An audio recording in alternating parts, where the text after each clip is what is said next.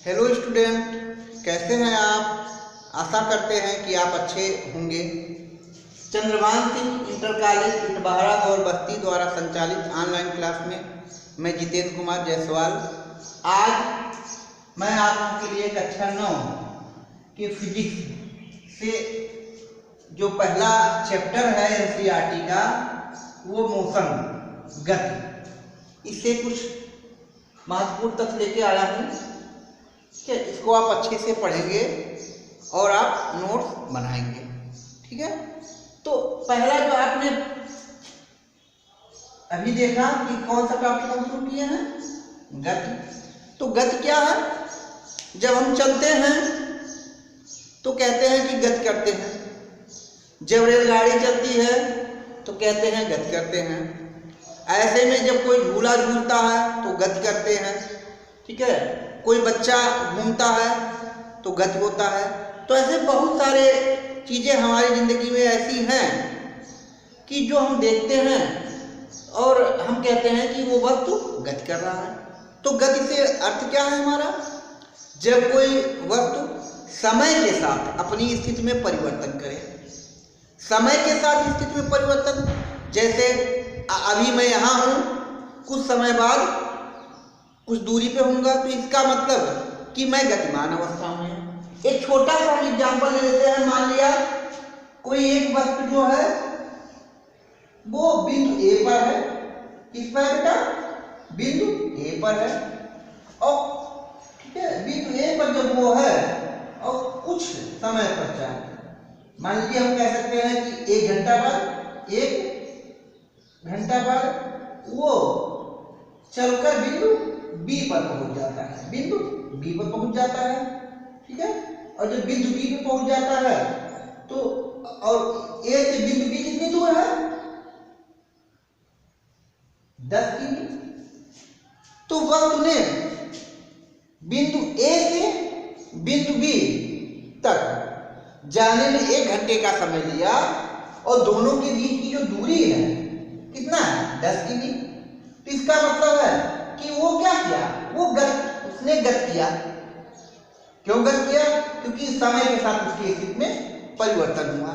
तो जब समय के साथ उसकी स्थिति में परिवर्तन हुआ तो हम कह सकते हैं कि वो वस्तु गतिमान अवस्था में है। किस अवस्था में है? गतिमान अवस्था में है। ठीक है, और वही जो उसकी इस यानी वस्तु की स्थिति में जो परिवर्तन हुआ है वही उसकी गति कहलाती है। तो हम कह सकते हैं बच्चों, यदि कोई वस्तु समय के साथ, किसके साथ? समय के साथ अपनी स्थिति में परिवर्तन करता है तो वह मतलब वस्तु गति के अवस्था में कहलाता है। गति की अवस्था में कह सकते हैं, यहाँ की भी कह सकते हैं, गति की अवस्था में कहलाता है। और यह स्थिति परिवर्तन क्या कहलाता है? गति कहलाता है। क्या कहलाता है? गति कहलाता है। अब जब वो स्थिति परिवर्तन करेगा तो स्थिति परिवर्तन कैसे होगा? वो अपनी जगह से कुछ दूरी पर जाएगा, कुछ दूरी चलकर जाएगा। तो ऐसे में दूरी क्या है? तो जितना वस्तु अपनी प्रारंभिक स्थिति से चलता है या किसी जगह से चलता है और जितनी दूर जाके वो उसने कुछ पथ की लंबाई, जैसे हम इसी एग्जाम्पल में इसको भी देख लेते हैं कि यहाँ से बिंदु ए से कोई वस्तु चलता है और बिंदु बी पर जाता है, तो कि उसने कितनी लंबाई तय की? 10 किमी की लंबाई तय की। ठीक है, तो वस्तु द्वारा चली गई दूरी क्या होगी? 10 किमी। क्यों? क्योंकि उसने ये जब वो जाएगा ए से बी तक तो किसी पथ द्वारा जाएगा, किसी मार्ग से होते हुए जाएगा। तो उसने जितने मार्ग को तय किया, यानी जितने मार्ग पर वो चलता हुआ जाएगा वही क्या कहलाएगा? दूरी कहलाएगा। ठीक है, तो हम दूरी को क्या कह सकते हैं?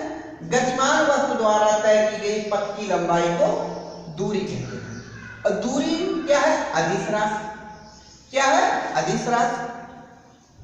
एसआई पद्धति में दूरी का मात्रक मीटर में। हमने एसआई पद्धति भी आपको बताया है पहले वीडियो में। हमने कहा था कि वो वीडियो क्या है? इंपॉर्टेंट है। अगर जिन बच्चों ने वो वीडियो नहीं देखा है वो जाके इस वीडियो को देख लेंगे पिछले। और ऐसे में यहाँ एक नया शब्द आता है अदिश राशि। तो अदिश राशि क्या है? तो राशियां जो होती हैं वो प्रायः दो प्रकार की होती हैं। वैसे तो होती हैं तीन प्रकार की, एक अदिश राशि, सदिश राशि और एक टेंसर राशि। लेकिन टेंसर राशि बहुत ही कम राशियां ऐसी हैं जो टेंसर राशियां हैं। तो ऐसे में हम कह सकते हैं राशियां कितने प्रकार की होती हैं? दो प्रकार की होती हैं। एक होती है अदिश राशि और एक होती है सदिश राशि। जिन भौतिक राशियों को व्यक्त करने के लिए, ठीक है, परिमाण के साथ साथ दिशा की आवश्यकता होती है, उन्हें सदिश राशि कहते हैं। यानी बिना दिशा के हम उनको व्यक्त नहीं कर सकते। जैसे हमको कहना है कि किसी वस्तु पर बल लगाओ। एक कोई वस्तु है, हम, ठीक है, हम किसी मनुष्य से कहते हैं कि भाई उस पर आप बल लगाइए, तो वो पूछेगा कि बल हमको किस दिशा में लगाना है। ऐसे नहीं कि वो आपने कहा बल लगाइए तो आया बल लगाने लगा। मान लीजिए आपको, ठीक है, पश्चिम दिशा में बल लगाना है तो उसने क्या किया? पूर्व दिशा में बल लगा दिया। नहीं, तो उसको आपको बताना पड़ेगा कि बल आपको किस दिशा में लगाना पड़ेगा, ठीक है। और दूसरी एक राशि होती है अदिश राशि। अदिश राशि में केवल परिमाण की आवश्यकता होती है, दिशा की आवश्यकता नहीं होती है, ठीक है। जैसे अगर हम कहते हैं कि आज मैं इतनी दूर चल के मैं आया हूं, तो कोई आपसे ये नहीं पूछेगा या कोई मुझसे ये नहीं पूछेगा कि आप किस दिशा में चल के आए हैं। मैंने बता दिया कि मैंने आज इतनी दूरी तय की, मैं आज इतना टहल के आया हूं, ठीक है। तो जिन राशियों को व्यक्त करने के लिए केवल परिमाण की आवश्यकता होती है वो अदिश राशियां होती हैं, और जिनको परिमाण और दिशा दोनों की आवश्यकता होती है वो सदिश राशियां हैं। तो अगर होगा तो हम उसके लिए आपके लिए एक अलग वीडियो बना देंगे। लेकिन अभी खैर आपको यहाँ ये जानना है कि दूरी क्या है। तो गतिमान वस्तु द्वारा तय की गई पथ की लंबाई को दूरी कहते हैं। और दूरी कैसी राशि है? अदिश राशि है। एसआई पद्धति में दूरी का मात्रक क्या है? मीटर। हमने बताया था कि एसआई पद्धति में कुल जितने भी 7 मात्रक हैं, मूल मात्रक, उनको शामिल किया गया है। वैसे दूरी का मात्रक क्या है वहां? मीटर, ठीक है।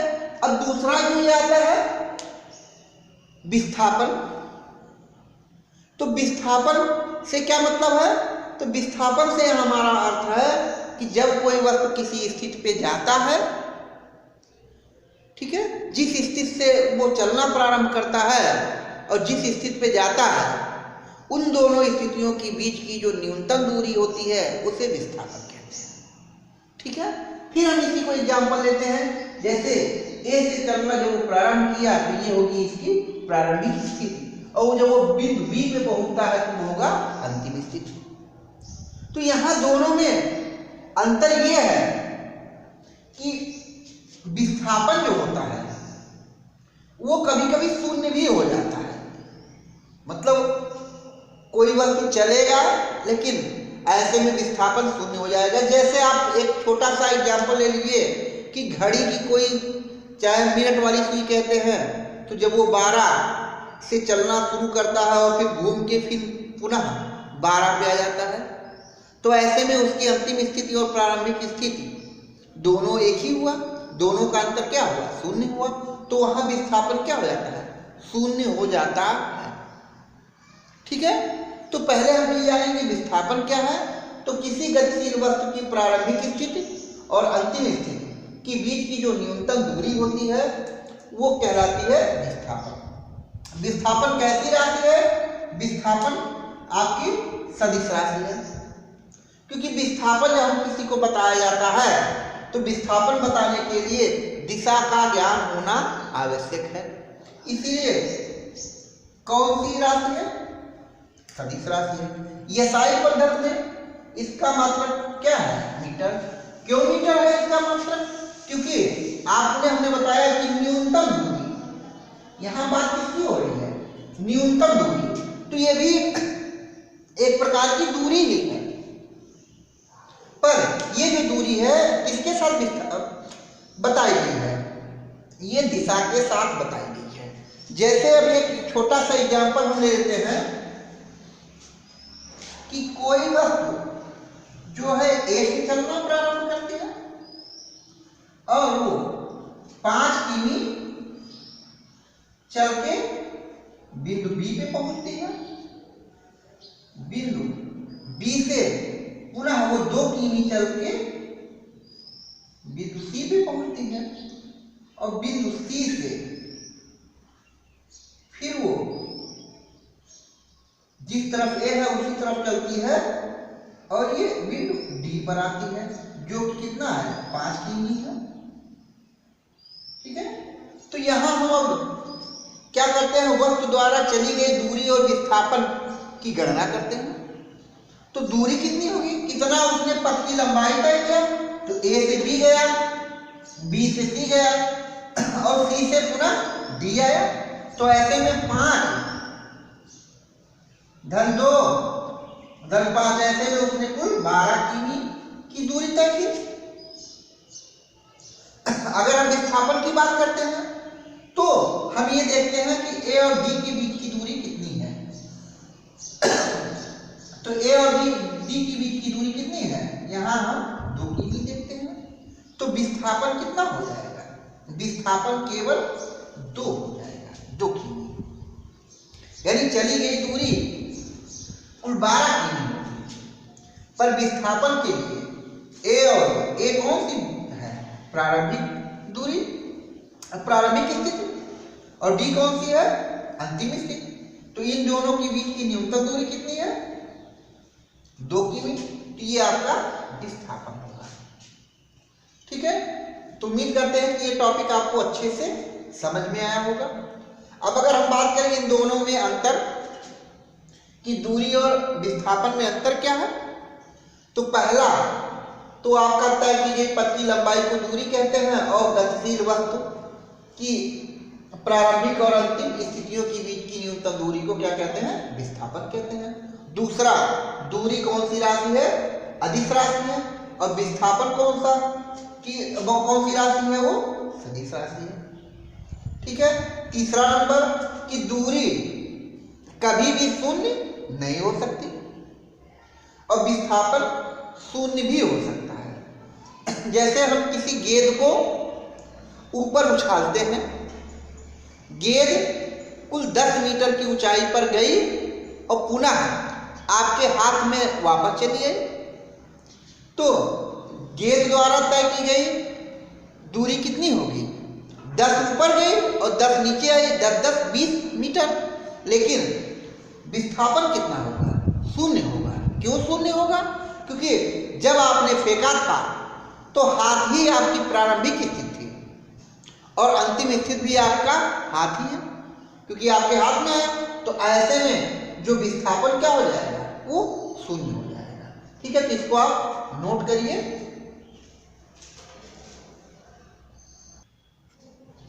अब हम बात करते हैं चाल की, चाल स्पीड।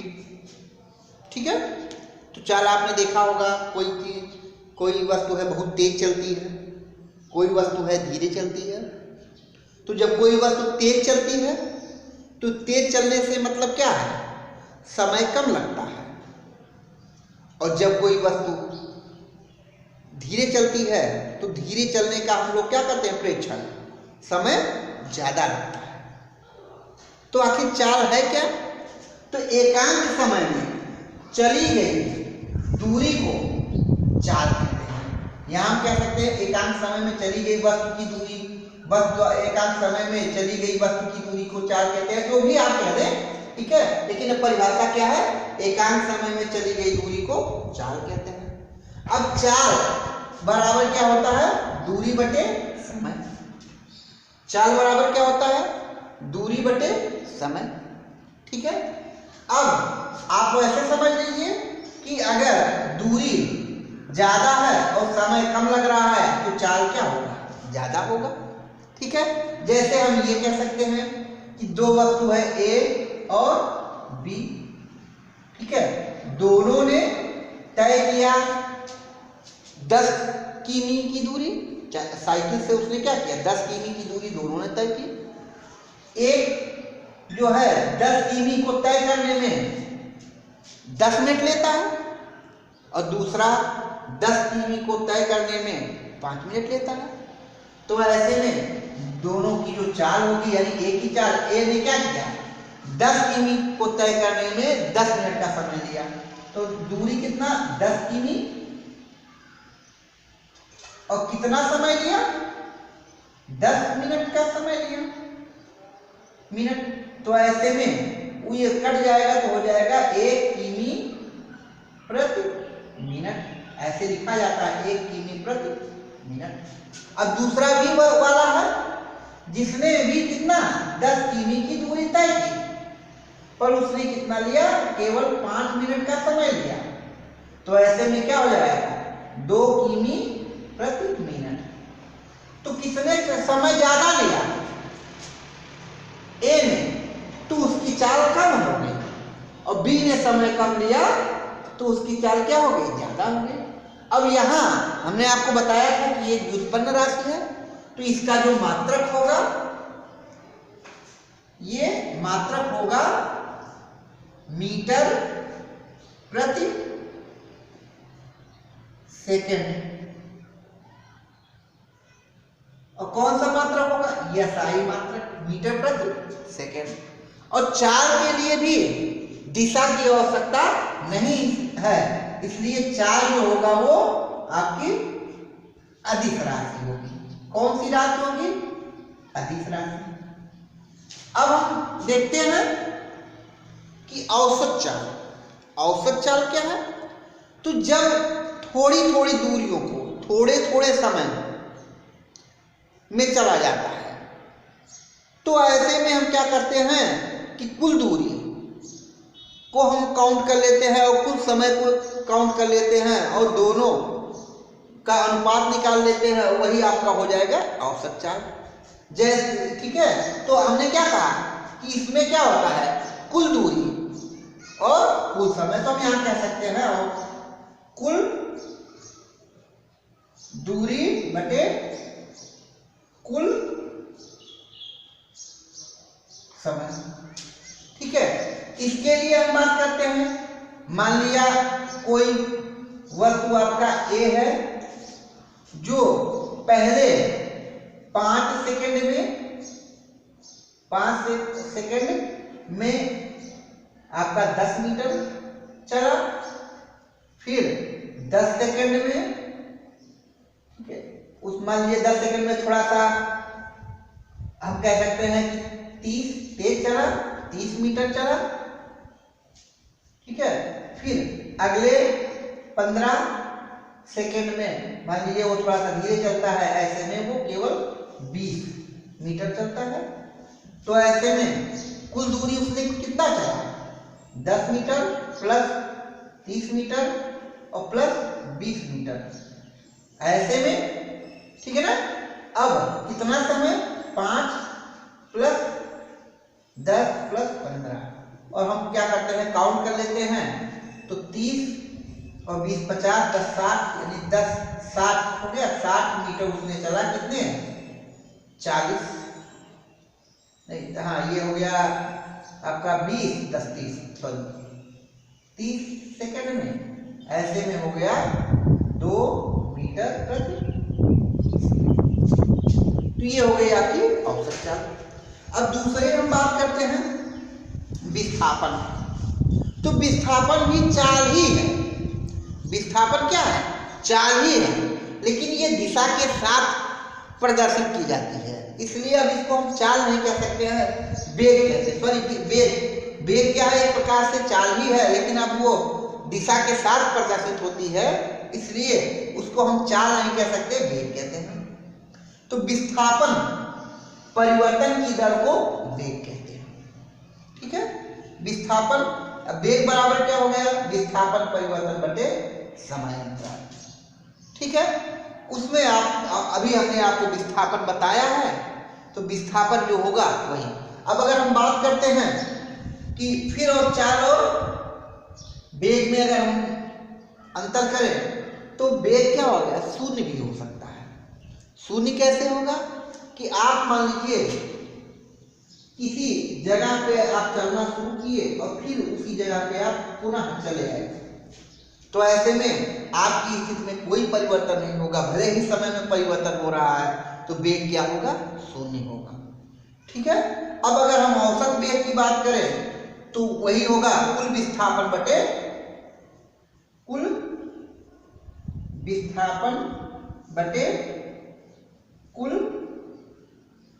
समयांतराल यानी कुल समय। तो ये आपका हो गया औसत वेग। इसको एक और भी किया जाता है। औसत वेग को प्रदर्शित करने के लिए हम क्या करते हैं कि वेग को हम दो प्रकार से रिप्रेजेंट करते हैं। एक वेग होता है प्रारंभिक वेग और दूसरा वेग होता है अंतिम वेग। प्रारंभिक वेग मतलब होता है जिस वेग से कोई वस्तु चलना प्रारंभ करता है वो होता है प्रारंभिक वेग, और जहां वो वस्तु रुकता है उससे पहले वाला जो वेग होता है वो होता है अंतिम वेग। तो यहां जो हो जाएगा प्रारंभिक वेग प्लस अंतिम वेग बटे 2। प्रारंभिक वेग क्या है, होता है इसको हम u से रिप्रेजेंट करते हैं और अंतिम वेग को हम v से रिप्रेजेंट करते हैं और बटे 2। ये भी आपका एक औसत वेग का फार्मूला हुआ। अब अगर हम दोनों में अंतर कहें तो अंतर क्या है, चाल कभी शून्य नहीं हो सकता, विस्थापन वेग शून्य भी हो सकता है। चाल कैसी राशि है, अदिश राशि है, और यहाँ हम विस्थापन को कह सकते हैं सदिश राशि। कौन सी राशि, सदिश राशि। विस्थापन क्या होती है, सदिश राशि।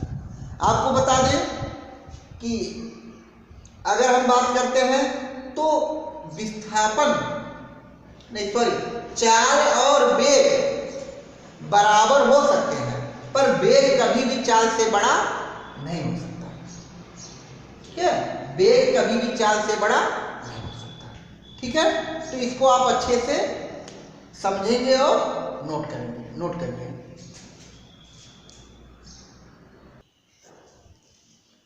अगला जो टॉपिक हमारा त्वरण।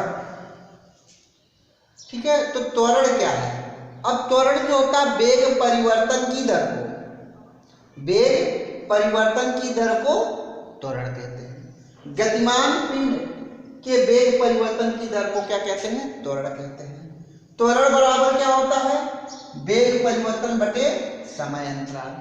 ठीक है, जब देखिए फिजिक्स में एक तरीका है कि जब परिवर्तन होता है तो परिवर्तन में यहाँ एक डेल्टा, इसको कहते हैं डेल्टा, एक डेल्टा का चिन्ह लगाया जाता है। डेल्टा का चिन्ह लगाने का मतलब होता है कि दोनों के बीच का स्थान। जैसे हम किसी चीज को कहते हैं यहाँ डेल्टा टी लगा हुआ है, तो डेल्टा टी से यहाँ मतलब है कि डेल्टा टी को हम कह सकते हैं कि T2 माइनस T1। इसका क्या अर्थ है, मान लीजिए T1 अंतिम समय है, 11 बज रहा है। ठीक है, और T2 अंतिम समय 11 बज रहा है और T1 जो है वो प्रारंभिक समय है 10 बज रहा है। तो इनके बीच कितना समय होगा, 1 घंटा।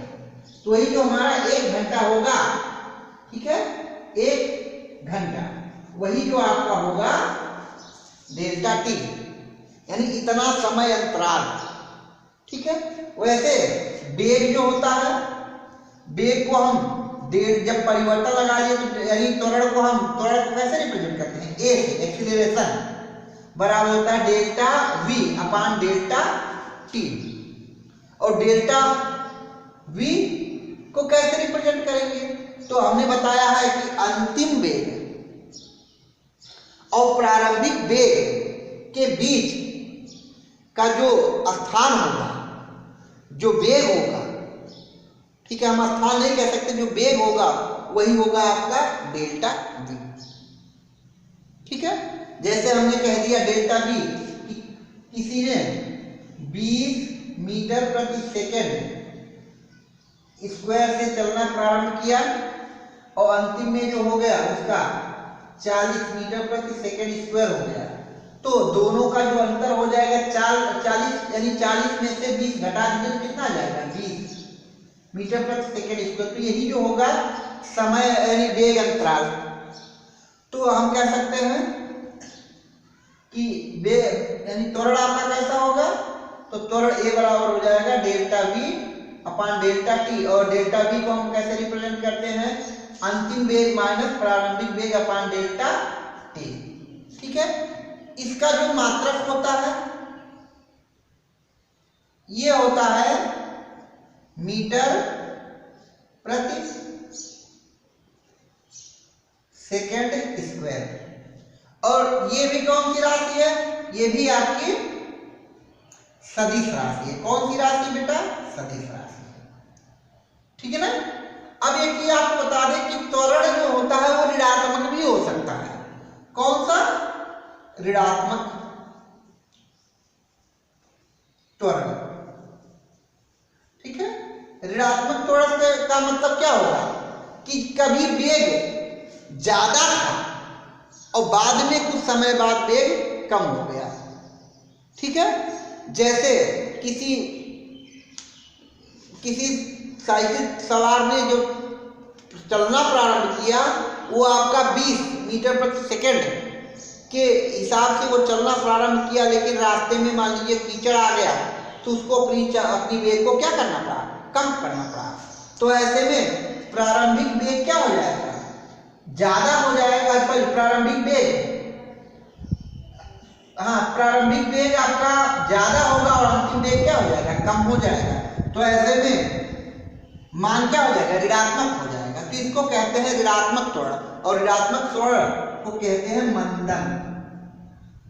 तो मंदन किसे कहते हैं, ऋणात्मक त्वरण को मंदन कहते हैं। ये किस स्थिति में आती है कि जब आपका प्रारंभिक वेग अधिक हो और अंतिम वेग क्या हो, कम हो, तो मंदन आता है।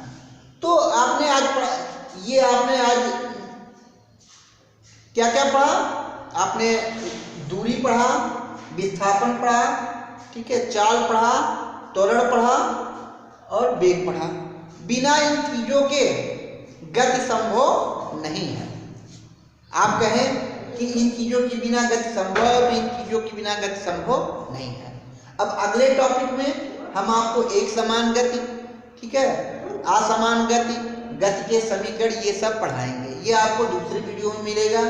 तब तक आप इसको तैयार करते रहिए, स्वस्थ रहिए, व्यस्त रहिए, मस्त रहिए।